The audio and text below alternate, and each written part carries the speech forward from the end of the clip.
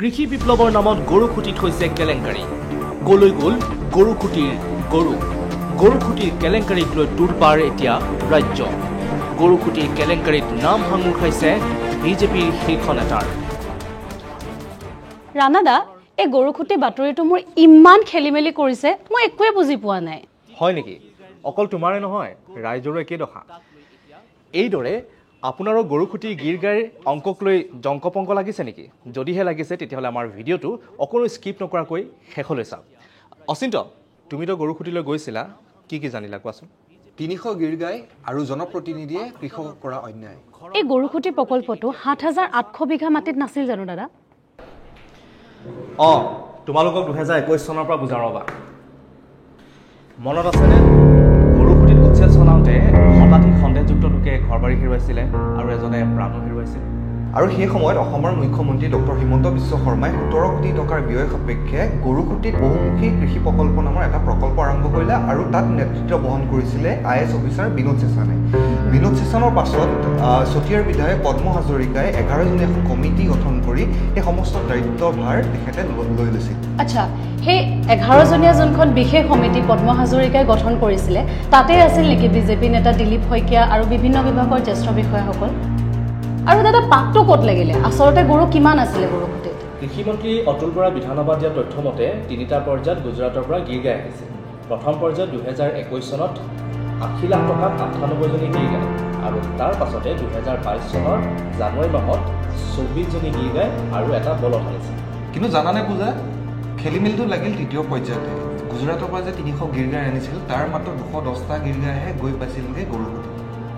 Okay ৩০০টা আহিছিলে ২১০টা গ'ল বাকী ৯০টা গৰু ক'ত গ'ল গুজৰাটৰ পৰা NDDBয়ে ৩০০ গীৰ গাই আনিছিল এই প্ৰজেক্টটোলৈ আৰু তাৰে ৯০জনী কমিটি অধ্যক্ষ পদ্ম হাজৰিকাৰ পৰামৰ্শত কৃষকৰ হাতলৈ নগৈ ৪জনকৈ জনপ্ৰতিনিধি আৰু এখন ব্যক্তিগত ফাৰ্ম আৰু ২জন পদ্ম হাজৰিকা ঘনিষ্ঠৰ গোহালিলৈ গৈছে আৰু যে ৯০জনী গীৰ গাই কোনো ধৰণৰ চৰকাৰী নিবিদা জাননী নোহোৱাকৈ ঘনিষ্ঠ আৰু জনপ্ৰতিনিধিৰ মাজত ভাগ বতৰা কৰি লৈ ল'লে ঠিক আছে ভাগ বতৰা হ'ল কৃষককো নিদিলে কিন্তু গৰুখিনি কোনে পালে JMP এগ্ৰ লিমিটেড নামৰ যিখন ব্যক্তিগত ফাৰ্ম আছিলে তাত গ'ল ২০জনী গাই আৰু তাৰ পাছতে বাবুলনাথৰ ফাৰ্মলৈ গ'ল ২০জনী গাই আৰু নীৰজ বৰাৰ ফাৰ্মলৈ গ'ল ২০জনীকৈ গাই কিন্তু তেওঁলোকতো কোনো জনপ্ৰতিনিধি নহয় তেওঁলোক কোন হয় তালিকাত থকা বাবুল নাথ আৰু নীৰজ বৰা হৈছে বিধায়ক পদ্ম হাজৰিকাৰ ঘনিষ্ঠ JMP এগ্ৰ প্ৰাইভেট লিমিটেড হৈ গ'ল মন্ত্ৰী জয়ন্ত মল্ল বৰুৱাৰ পত্নী জুলি ডেকা বৰুৱাৰ ব্যক্তিগত ফাৰ্ম আৰু এইখন ফাৰ্মৰ নামতে লাভ কৰিছিল ৫০ লাখ টকাৰ চৰকাৰী ৰাজসাহায্য সেই সময়ত আমাৰ জনাই বিধায়ক ভুৱন পেগু তেওঁ ১০জনী গৰু লোৱাৰ ইচ্ছা কৰিলে তেওঁক জনাই দিয়া হ'ল এইটো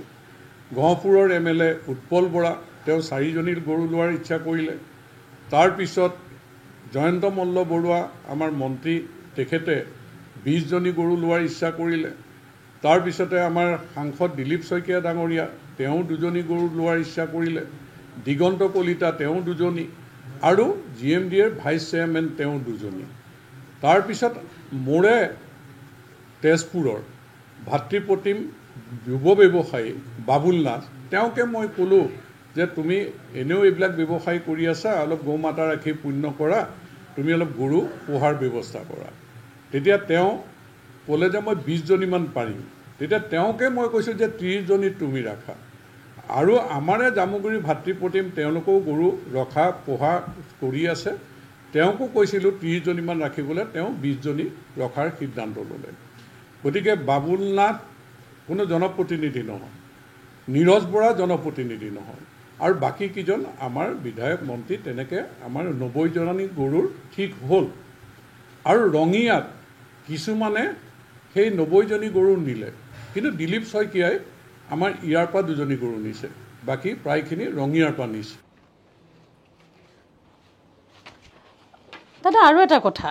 প্ৰত্যেকজনী গাই বিনিময়ত জনপ্ৰতিনিধিয়ে কিমান হাজাৰকৈ টকা দিছিল জনপ্ৰতিনিধি আৰু ঘনিষ্ঠ লোকসকলে লাভ কৰা প্ৰতিজনী গৰু আছিল গৰ্ভৱতী আৰু NDDBয়ে প্ৰতিজনী গৰু নামত নিৰ্ধাৰণ কৰিছিল ৮৯,০০০ টকা যেতিয়া ইয়াত দেখা পালে যে প্ৰতিজনী গৰু স্বাস্থ্য উন্নত নোহোৱাৰ বাবে গৰুৰ দাম নিৰ্ধাৰণ কৰা আছিল ৬৬,০০০ টকা তেন্তে দাম অনুসৰি বিজেপি নেতা দিলীপ শইকীয়াই ২জনী গাইৰ বাবদ দিব লাগিছিল ১,৩২,০০০ টকা কিন্তু তেওঁতো দিছে 1 লাখ টকাহে। পাছত দিলীপ শইকীয়াই গৰুকেইটা উন্নত মানৰ নোহোৱাৰ বাবে ঘূৰাই দিয়া বুলি দাবী কৰিছে, কিন্তু তাৰ কোনো প্ৰমাণেই নাই। আৰু আমি ইণ্ডিয়া টুডে এনিয়ে যেতিয়া কথা পাতিবলৈ চেষ্টা কৰিছিলোঁ, তেখেতে গা এৰি চলা পৰিলক্ষিত হ'ল। এতিয়া আমাৰ তথ্যৰ ভিত্তিত দৰঙৰ অতিৰিক্ত আয়ুক্ত আৰু গৰুখুটি চিইঅ'য়ে মিলি 20জনীকৈ গৰ্ভৱতী গাই ক্ৰয় কৰিছিল আৰু ধন দিছিল NDB। এতিয়া এই 20জনীকৈ গৰ্ভৱতী গাই কাৰ বাবে ক্ৰয় কৰিছিল জানানে? GMDAৰ ভাইচ চেয়াৰমেনৰ নামত 2জনী, দিলীপ শইকীয়াৰ নামত 2জনী, ভুৱন পেগুৰ নামত 10জনী, তাৰ পাছতে উৎপল বৰাৰ নামত 4জনী আৰু দিগন্ত কলিতাৰ নামত হৈছে 2জনী। এইকেইজনী গৰু ক্ৰয় কৰিছিল। কিন্তু মোৰ মনত পৰিছে যে 2023 চনত অসম বিধানসভাত কৃষিমন্ত্ৰী অতুল বৰাই গুজৰাটৰ পৰা অনা 300টা গিৰ গাই ঘূৰাই পঠোৱা বুলি জনাইছিল। এতিয়া ঈশ্বৰেহে জানে কোন সঁচা কোন মিছা, কাৰণ বিধানসভাত দিয়া কৃষিমন্ত্ৰী অতুল বৰাই দিয়া তথ্য আৰু সংবাদমেলত পদ্ম হাজৰিকাই দিয়া তথ্য ইয়াৰ কোনো ধৰণৰ মিল নাই। এই 90জনী গিৰ গাই যাব লাগিছিল প্ৰকৃত কৃষকৰ গোহালিলৈ, কিন্তু প্ৰকৃত কৃষকৰ গোহালিলৈ বাট নুবুলি চিধাই পালেগৈ মন্ত্ৰী বিধায়কৰ গোহালিতে। এই সমগ্ৰ বিষয়টোক লৈ এতিয়া অসমত সৃষ্টি হৈছে কৌতূহল আৰু প্ৰতিক্ৰিয়া। আৰু কোনো ধৰণৰ উচিত প্ৰমাণ নোহোৱাকৈ এইকেইজন নেতাই কৰি আছে জনসাধাৰণৰ মাজত বিভ্ৰান্তিৰ সৃষ্টি। কিন্তু কেতিয়ালৈ অন্ত পৰিব এই বিতৰ্ক?